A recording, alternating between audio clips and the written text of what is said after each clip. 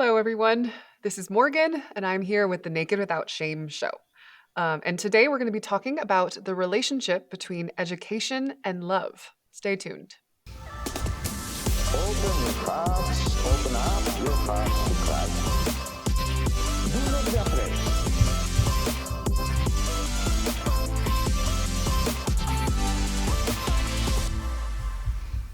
Hi, Megan. Hey, Morgan. How are you? I'm good.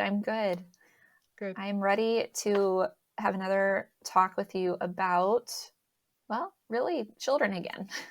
Yeah. Last episode, we talked about the child. And in this episode, we want to talk about like child development kind of and like education.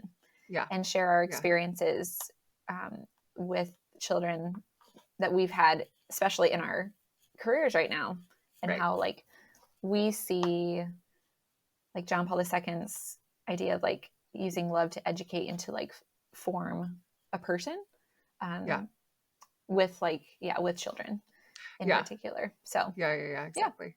Yeah. So John Paul II says that man is incomprehensible to himself without love. I should read the whole quote, but I don't have it in front of me. But that's the gist of it. You don't understand yourself without love. That's one of John Paul II's big, statements. And we want to kind of develop that thinking or that logic in light of education. So how do you educate? And this is something that, like you were saying, like both of us it's very relevant to us. Like not only because I'm, about to have a child in a couple weeks, but also because my job, the past year, I taught little kids and actually older kids. I taught kindergartners through seniors at this small, really beautiful Catholic school. And it was like my first experience of teaching. I've been studying for years and years to teach, basically. So this is my first concrete experience of it. And I learned a lot. And I think that this is one of the most important things that I learned, this kind of relationship, what we're going to unpack, this relationship between love and being loved, and then the ability to learn, and how they like are inherent to each other. And it's something that like, it sounds sort of weird to people, I think. I mean, it's not something you'd immediately think of when you're like taught education in like a general, go to like some typical college or something like that where you get an education degree. Like you're not taught this. You're taught like, I don't even know what you're taught. I've never got an education degree. but you're taught like more specifically like, okay, this is how you teach kids about this. And like, this is like a technique. Exactly. Techniques. There you go. And so, but this sort of more like fundamental reality of like, before you can use those techniques, which the techniques are important. I mean, you do need techniques, I think, in any kind of occupation. But what's sort of more fundamental is like this relationship that you have with the child, and how that is actually what like allows learning to happen. And then Megan, you can share too your experience of being a speech therapist. And So I've just recently started working with like toddlers and doing a lot of like family therapy, family coaching, and helping like the child essentially like talk and engage in play and to be able to communicate with mom and dad. And in my experience, seeing like my job as a way to like help kids in particular, like learn about the world and like have an education in like connecting with the world through play, but then also of course like family, because the child sees the family so much and like, wants to engage with the family in his or her own little world. And so it's related, I think. I'm not a teacher, but I kind of teach communication, like how to have communion with the things and the people around us, in particular with these little kiddos. They're very cute. Yeah, that's really beautiful. They're very fun. Yeah, they're very fun. So it is really interesting, and I learn a lot just by observing them and thinking about like my own education in the Theology of the Body at the John Paul II Institute, and like understanding the child being born into a family, like learning about the world through like the goodness around them. Like I like see all these different themes in my job, and it's like, it's really cool. Really cool to see. you know? Yeah, it's super interesting. It's super cool. Yeah. Yeah. And like parents are very like engaged and supportive too. Like especially if a child isn't communicating with them, you know, they're like, oh, you know, they want their child to say mama or dada. They want their child to Mhm. let them know what they need instead of, Mhm. you know, having like a fit or like crying because they can't like connect. Yeah. You know, it's neat to like see the family like engaged in the child's development, um, Yeah. and like helping them flourish, helping them like, you know, become a little person. So Yeah. Yeah. yeah. So this topic, I think, of the relationship between love and learning that we're going to get into is just relevant to our lives currently, just in kind of our day to day and what we do for work. And we thought that were some really like neat themes that John Paul II affirms, that we can talk about, especially like kind of once again like the development of the human person in this education of love. Yeah. So, Maureen, do you have any like instances or examples yourself of like in school where you like have seen your kids kind of, I don't know, flourish or not flourish? Like what motivates them to learn, I Yeah. guess, Yeah. you know? Yeah. This is, I mean, yeah, I definitely do. This has been like one of the things I've really seen actually the most, I think, in teaching. Um, and yeah, it's something that like kind of surprised me. Like I just didn't realize how like essential this was. Like this like relationship of love basically between the teacher and the child. So I would say that the first thing that comes to mind is in my first grade class. There's this very sweet little girl who I love dearly. She she really struggles to pay attention. She throughout the year really struggled to pay attention. Um, and I thought it was really fascinating because sort of like there's all these like you know with children there's like constantly nowadays when this issue is present there's like talk of like oh well maybe they have like learning disability or like ADHD or they kind of try to categorize or like I don't know what you say they sort of like almost like medicalize these problems Diagnose. immediately diagnose Yeah. exactly yeah Mm-hmm. jumping to that you know as like the sort of like way to solve this issue which you know could be valid sometimes Right. but I Yeah. think that what was fascinating for me is that I saw through teaching this girl day in, day out that when I paid attention to her, like when I gave her my attention in a more kind of personal way, because when you're teaching a group of children, a group of girls, like you can't give as much individualized attention, right? I mean, you have to kind of Mm. like function within a group. Manage the class. Yeah. Manage the class, exactly. And that, you know, you can kind of like I found, you know, oftentimes like become very engrossed in that, like just classroom management because like one person, you know, does something funny and all the other girls laugh and then it's just chaos and there's a lot of chaos, especially with little girls. I mean, I'm sure little boys it's actually worse, but I experienced a fair amount of chaos, let me tell you. And that was yeah, it was beautiful, but a challenge. And anyway, but what I thought was very fascinating with this particular girl was that when I did give her my personal attention, she was able to do the work that was asked of her with like flying colors. Like she was incredible. Wow. Like very, very Hmm. smart girl. But when she wasn't given that attention, she refused to do the work. Hmm. And it was almost So as there if was she like, couldn't do it. I mean, I think that like if I had not known her, I would think like, oh, maybe she just can't do this. Maybe she shouldn't be in first grade. You know, so wow. that was just a very fascinating, very profound lesson for me of like, oh, well, like there must be something actually, you know, that like this girl needs actually this affirmation, this personal connection in order to learn and in order to like apply herself in focus even, which is obviously essential to Wow. learning. So yeah, this was a very, very interesting insight to me. Um, That there's like a need that she wasn't maybe having met, yeah, right? And then like the need for like attention or one-on-one focused affirmation, yeah, of her person, of her goodness in ways, right? And then when you were able to like attend to her, she like opened up and she could do it.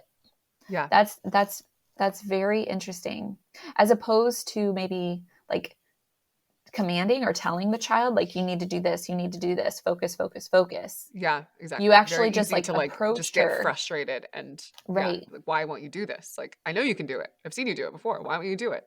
Why But won't you like do not it? realizing that like the Yeah. deeper issue is for her, for whatever reason, there is this like, intense need as like, a 7-year-old for this affirmation or this personal connection with relation to Mhm. education. And like That's so what interesting. is, I mean, like, because of my sort of foundation in John Paul II's theology and philosophy, like I saw this as like a very profound thing. I kind of like, you know, not that I was always perfect, but I really did like I wanted to pay attention to this. I thought that this was actually really important and interesting and like something that I should um Mhm.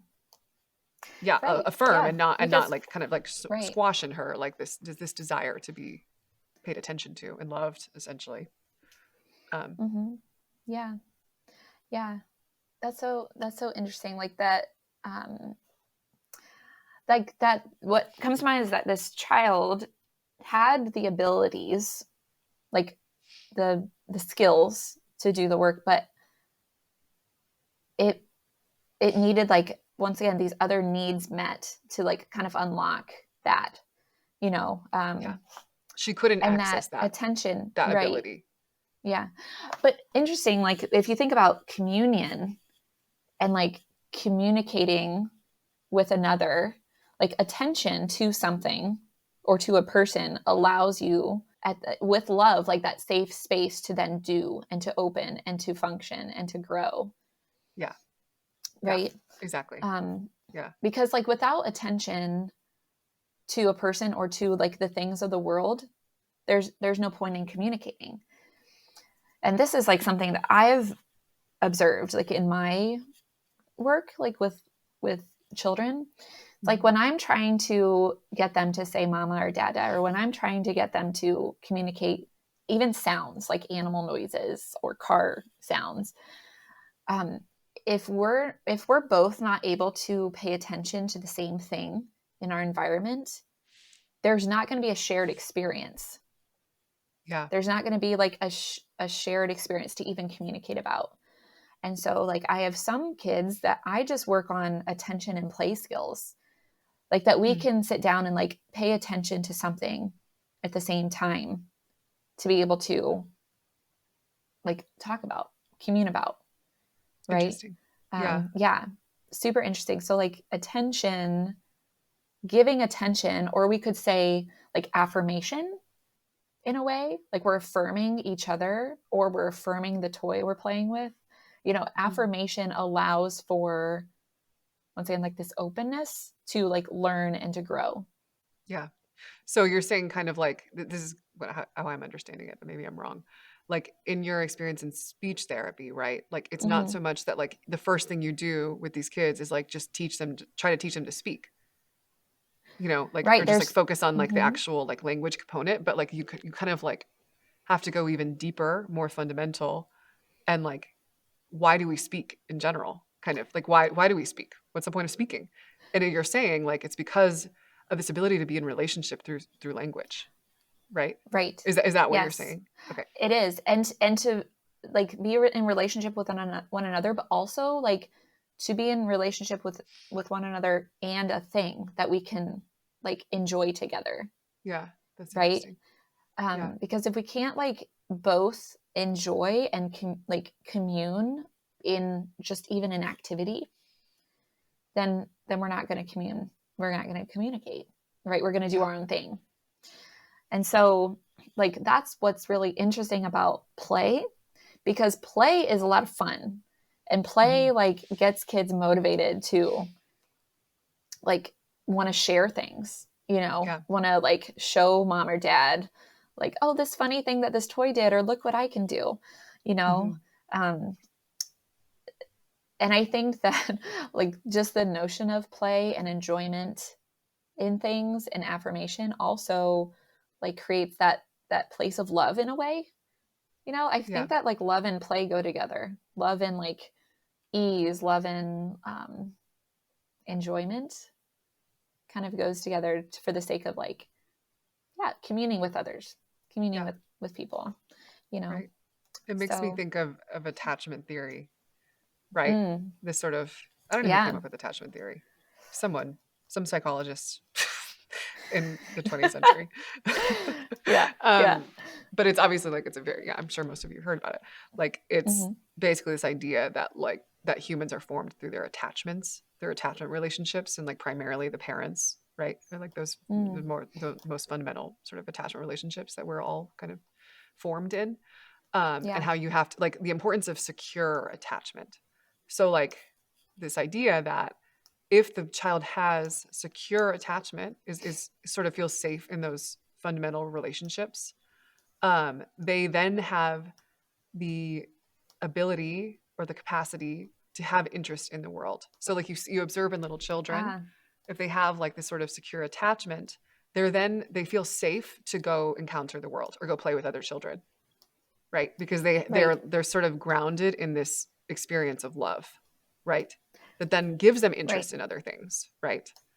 And then you see Mm, with on the opposite side, like you see with children who have insecure attachment, there's a reluctance or an inability to be interested in the world, right? To like right. to Why? want to engage.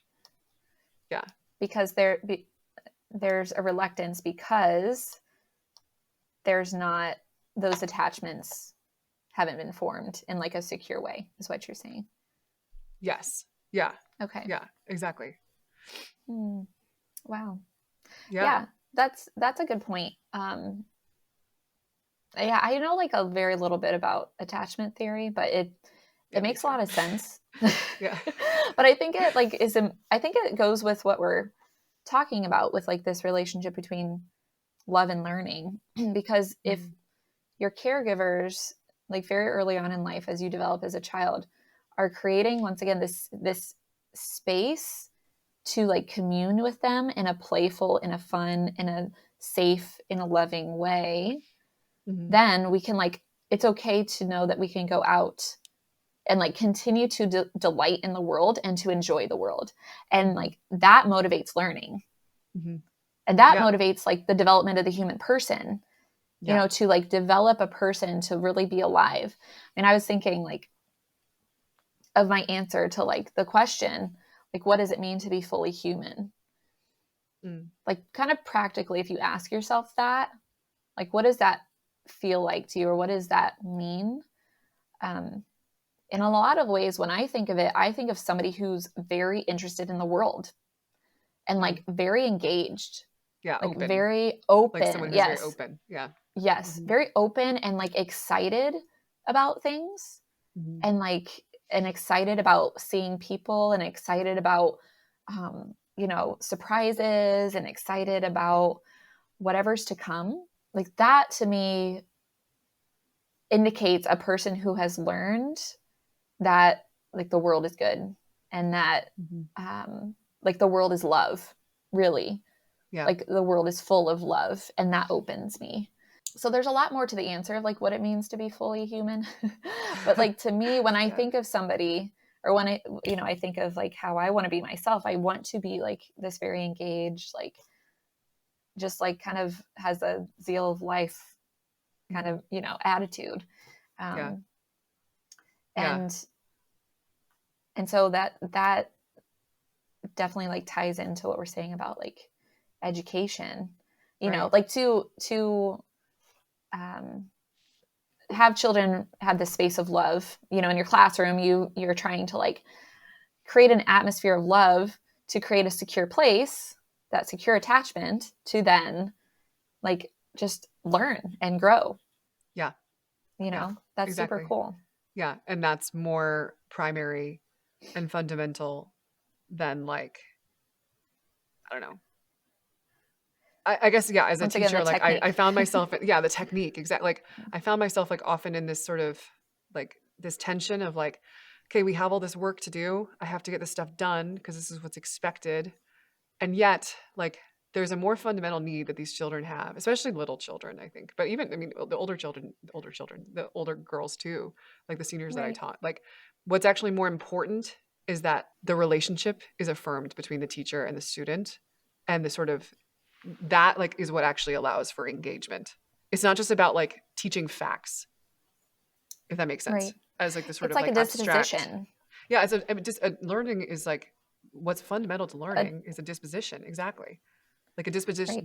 disposition of openness, right? And if that's Hmm. lacking, you can teach the kid whatever you want, as many things as you want, and nothing is going to Right. register, Yeah. It makes me think of right? like trying to like teach a child a skill like in the home. Like, Yeah, this could be education as well, but like it makes me think of like you're trying to get a child to like do some sort of chore or do hmm something um like teach a skill, like teach like manners or something. And like hmm you could do that over and over and over and over and over again. And I don't have children, so I can't I can't speak to like the yeah, difficulty of that. But there's also got to be like a way to educate the child in like once again that disposition of like the goodness of the skill itself, like the goodness of yeah, the world or the goodness of consideration. You know what I yeah. mean? That this doing this allows me to affirm a relationship, basically, in which I'm loved, Mm-hmm. and therefore I don't just do it because I'm being obedient, right? But I do it Yeah. because I Right. want to.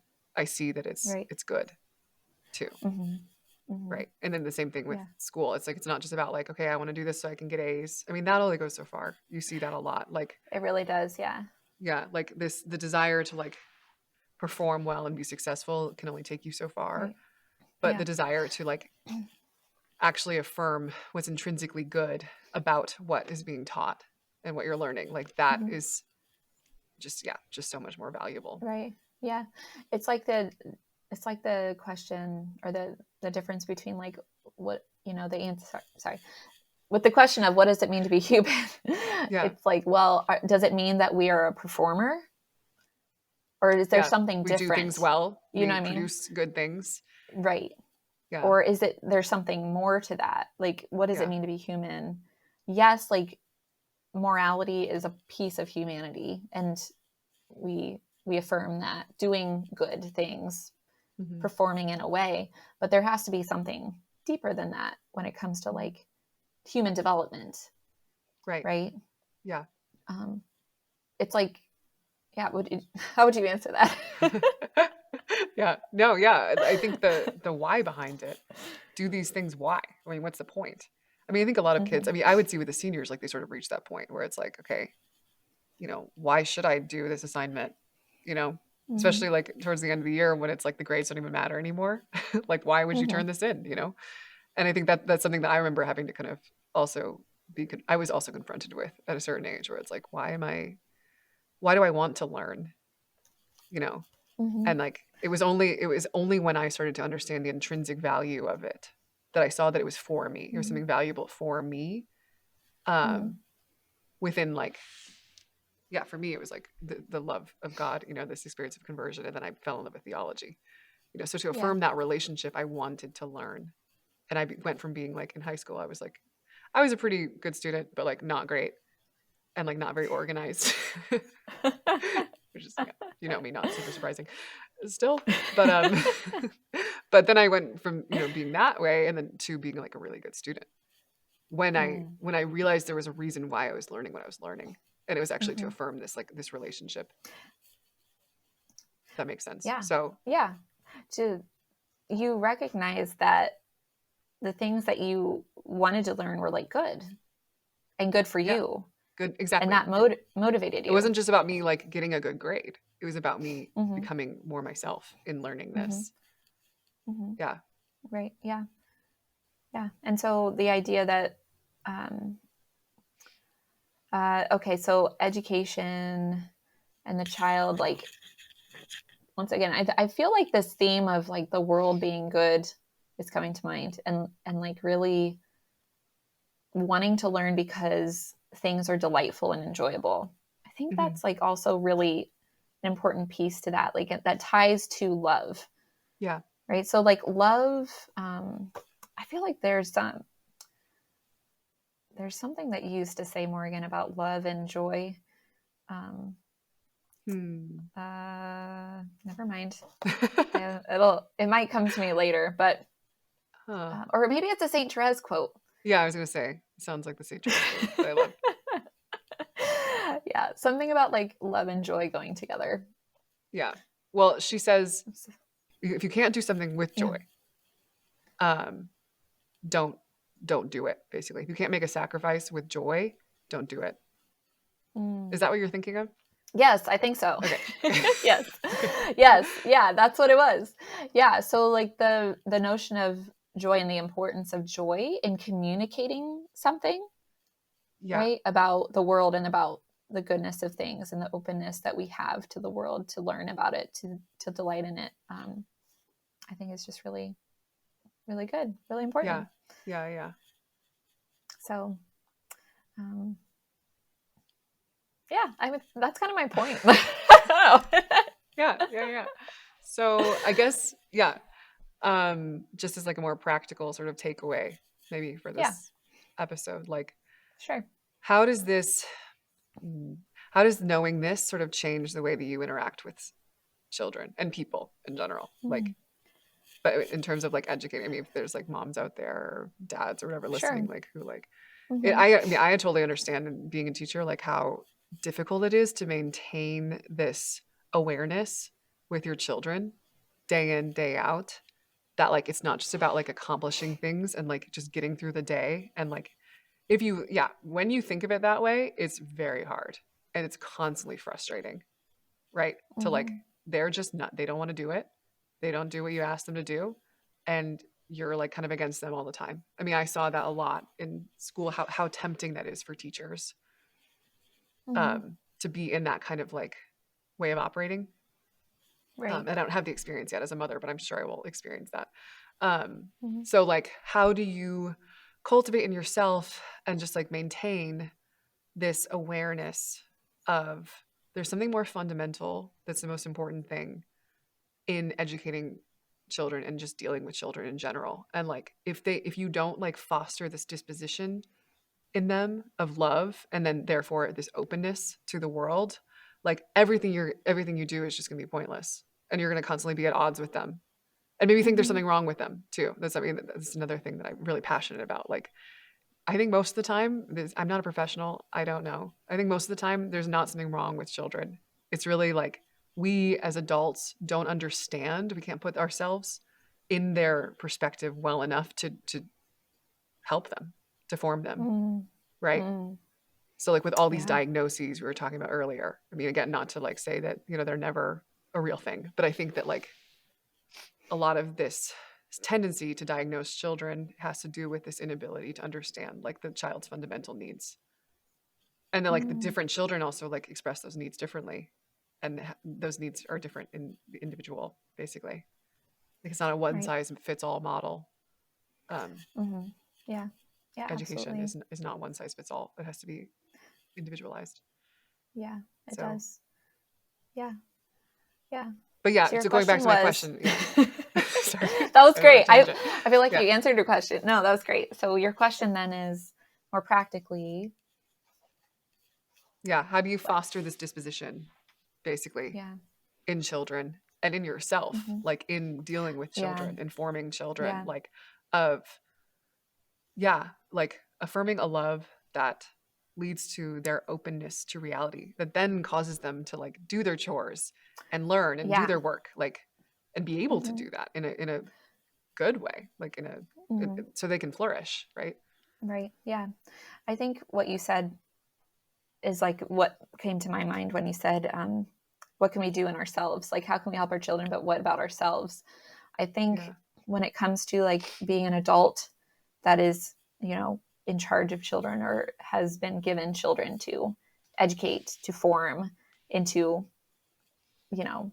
human beings that flourish, like we, I think first I have to ask the question, like anytime like my child is maybe acting out or is doing something that like not listening or not open to doing their schoolwork, whatever that is, like thinking like how am I modeling this openness, and then also like what is the need then that is not being met. Does that make sense? Yeah, I think so. Because if it's about relationship, once again, like in all these examples we're talking about the relationship the importance of that opens you. I'm a part of that relationship with the child. Yeah. And so I have a part to play as well, Yeah. you know, and in like how the child is receiving me. That's why I think, like, once again, this idea of delight in things is so important, not only with the things in the world, but with your child. Yeah. With like affirming the child and giving due praise and like being excited to see your child. I think that is like one thing that comes to mind when we can model that element of delight that they need. But then other things like reflecting on your own, like I said, part in the education of the child, and like, are you open? You know, like, Exactly. am I open That's what I was to the gonna world? say, Am like, I open first, to other people? First Yeah. being open yourself. And it's so easy, like in the whatever chaos of life, to be open. But like seeing that as like the most like important thing of like, you need to be open to this child that's before you, and not just like take them for granted and think like they just need to fit into your schedule and your world. But like, what is their world? Who are they? Like this sort of like openness to the mystery of that person, and not allowing yourself to just take them for granted every day. Yeah, for me, I think, I mean, this is sort of like an obvious thing, but like just praying before going to school was like huge for me. I found like when I would pray before school and just like ask God for the grace to have openness and patience with the children, like it would totally change and transform that day. So just like staying rooted in prayer, I think is a big thing. And allowing this openness. Right. To receive grace to them. Yeah, exactly. Because it's really openness is a grace, right? Like we can't give that to ourselves. It's something that needs to be given to us. Yeah, so, absolutely. Yeah, I'd say first asking for it. But then, I don't know, would you say anything else with how do you become open? I don't know. I think, and you might experience this, Morgan, as you like have children yourself coming up. But it's amazing how your child like reflects back to you who you are. Yeah. You know, and probably so like in a way, in bad ways. Right. Like your child can reflect back like who you are and be like, oh, I do that, don't I? Yeah. Maybe I could be more open with the, you know, the people in the grocery store or in the whatever, you know, whatever it is. That's what also comes to mind, is like taking advantage of the ways that your child will teach you how to be open, and not even like in the ways that they close off, that the way that we do, like we've learned how to, but the ways that they like can be very engaged in the world and interested in the world and play. You know, I think that's like one big thing that we also learned at the John Paul II Institute is like the importance of the child's disposition to life in general. Like, you know, somebody and to, like, that allow us to, that should be informative and educational for us, actually. Right. There's something like extremely beautiful about that disposition that we kind of have a tendency to lose as adults. Exactly. Like this notion of play, like this notion of like exploration, and like everything's kind of new, right? Like, so we're just like exploring. Everything's new. And so I think we can like really learn that lesson from kids. Of like seeing things around us, even though maybe nothing's new, but it can be, you know, and to, it is. And to like be exciting about that. Yeah. The reality is that it is like, what's that? Isn't it? Gosh, is it Chesterton who says that like every day, or like why? I always bring up quotes and I don't actually know what they're saying. I know, me too. It's a really bad habit. Oh, sorry, everybody. But it's something about like how like every day, like why is life cyclical? Like why is there day and night? Why is there like the seasons? And it's like because God, like to God, like it's new every day.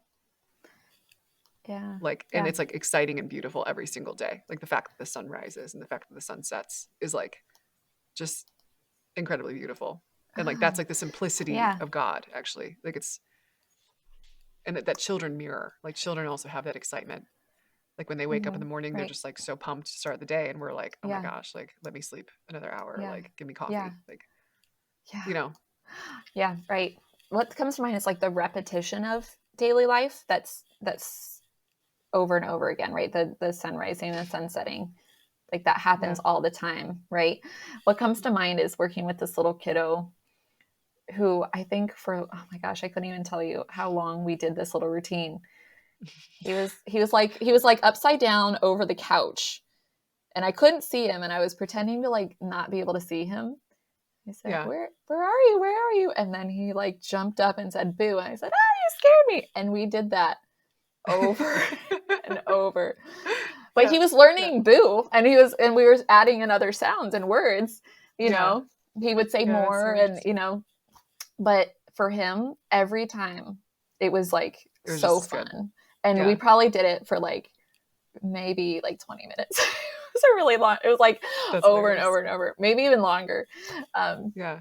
So yeah, like once again, like children just delight so much in a moment, and like can really see things as new and fun in ways that I think adults could really benefit from. Yeah. So just like as the educator, like be open to the child. Like they really have something for you. They're not a burden. Like, going back to our old, our discussion last week or last time, right. Like the child has something for you, even though it causes you to sacrifice. Yeah. I think those are good answers to the question. More practically, like how do we then be open, or how do we help children? It does start with ourselves. I don't know. I think, just like you said, praying about like being that open vessel of like grace and love, and once again, just modeling that for your kids. It's good. And then like they learn that because they're modeling you. And so like, right. It's a relationship, right? So you work on yourself, or you fill yourself, and then you give to the child, and then they learn your skills. They learn your demeanor, your dispositions, your, the way you engage with the world. Right. And then, and then that relationship teaches us both ways. How to really flourish, how to be interested in things, how to educate ourselves in being human. So yeah. Very well put. Yeah. Thanks. Okay. Anything else? I think that's it. I think that's it. Okay. Awesome. Thanks, Morgan. Thanks, Megan. Okay, everyone. Thank you so much for tuning into this episode. We really hope that you enjoyed it. We just wanted to let you know that you can support Awaken Catholic at theawakenapp.io. And you can also support specifically our show, The Naked Without Shame Show, at thenakedwithoutshameshow.com. And we would really appreciate it if you did.